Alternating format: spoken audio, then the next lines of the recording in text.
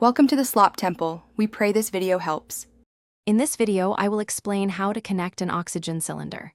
First, always prioritize safety by ensuring your oxygen cylinder is securely fastened in an upright position. This prevents accidental tipping, which could cause damage or injury. Next, take a moment to inspect the cylinder valve. Make sure it's clean and clear of any dust or debris that might interfere with the connection. Finally, confirm you have the correct regulator designed specifically for oxygen cylinders. Now, let's attach the regulator. Carefully align the regulator's pin index system with the corresponding holes on the cylinder valve. This ensures a proper and safe fit. Once aligned, gently push the regulator onto the valve. Then, hand tighten the T-handle screw until it feels snug and secure.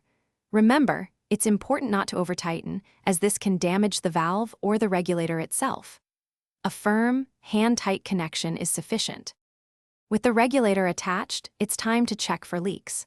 Slowly open the cylinder valve, turning it about 1/4 to 1/2 of a full turn. Listen carefully for any hissing sounds, which would indicate a gas leak. If you suspect a leak, you can apply a soapy water solution to the connection point.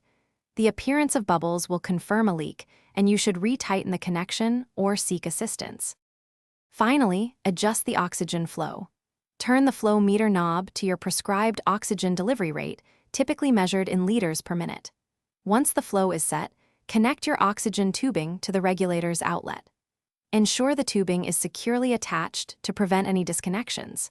Remember to check the description below for a link to the Echo Dot smart speaker and other great deals to enhance your home. Always consult your healthcare provider for specific instructions regarding your oxygen therapy.